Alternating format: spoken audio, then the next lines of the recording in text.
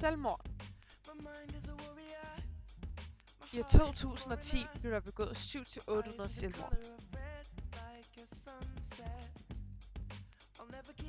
499 var mænd, og 151 var kvinder. Udover de 700-800 selvmord var der 10.000 forsøg i 2010.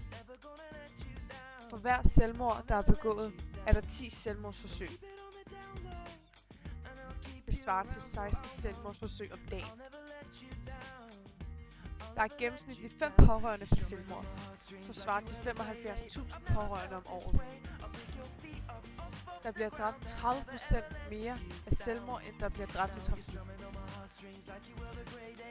De fleste selvmord bliver begået i april en mandag mellem kl. 20 og 24. 8 ud af 10 selvmordsforsøg lykkes ikke.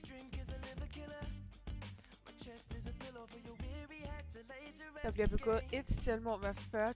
sekund i verden samlet set.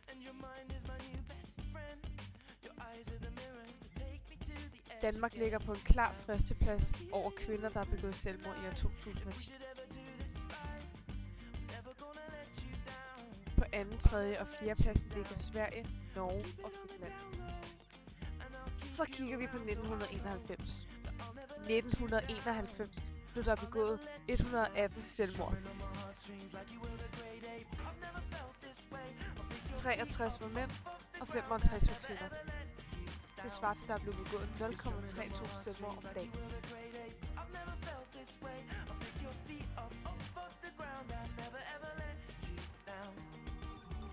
Ud af de 118 selvmord, der blev begået i 1991, druknede 5 drenge og 10 piger sig selv.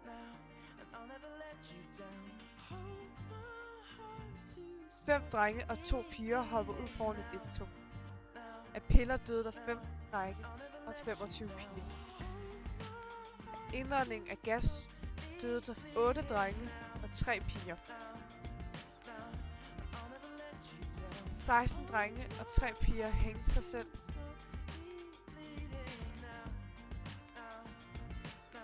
4 drenge og 0 piger skød selv.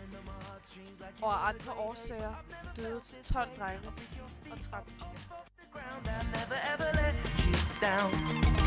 It's drumming on my heartstrings like you were a grade 8, but I've never felt this way. I pick your feet up off the ground, I never ever let you down. Men nu er spørgsmålet. Hvad er der sket i løbet af de sidste 19 år? Ja, hvad er der sket fra 1991 til 2010? En af årsagerne kunne være de sociale medier, f.eks. Facebook, Foursquare eller Twitter. Men er de sociale medier ikke meget gode?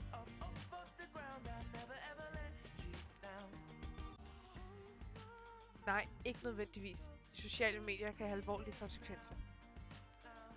De sociale medier kan foregå lidt ligesom at gemme sig bag en maske. Man gemmer sig bag sin computer, og det giver en mulighed for at skrive lige hvad man vil. Det kan give mulighed for at sige ting, man normalt ikke vil sige ansigt til ansigt.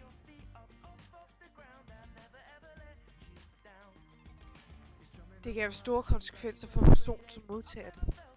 De kan være følsomme eller tage udtalelserne til sig. Og det kan i værste tilfælde føre til selvmord eller selvmordsforsøg.